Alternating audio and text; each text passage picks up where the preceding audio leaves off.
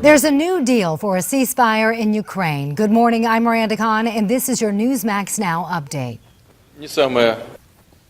Russian President Vladimir Putin emerged from 16 hours of talks, announcing a ceasefire that will begin on Sunday. He also says there's a new deal on a special status for regions held by Russian-backed rebels, but Ukraine's president denies that.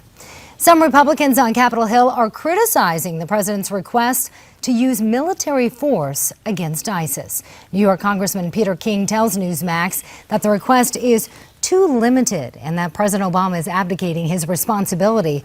Florida Senator Marco Rubio says the request could have been a simple one. And it would read one sentence, and that is, we authorize the president to defeat and destroy ISIL, period. The president's request for authorization of force is limited to 3 years and does not call for ground troops, but it does allow for some use of special forces on the ground.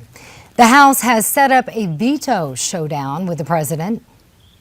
On this vote, the yeas are 270, the nays are 152. The bill is passed.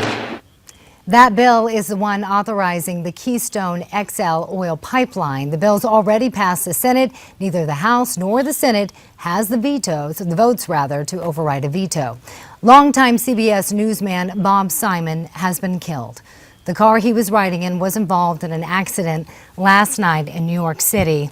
It hit one car, then slammed into a metal barrier. Simon joined CBS in 1967 and was one of the last helicopters out of Vietnam when the U.S. withdrew in 1975. In 1991, during the Gulf War, he was captured by Iraqi forces and spent 40 days in prison. Bob Simon was 73 years old. The trial continues today in Texas for the man accused of killing American sniper Chris Kyle.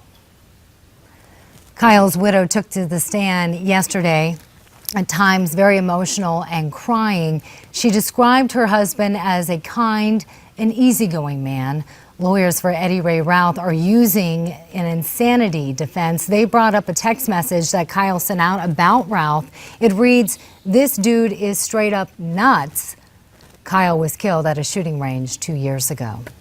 Questions today about the motive for the murders of 3 Muslims in North Carolina.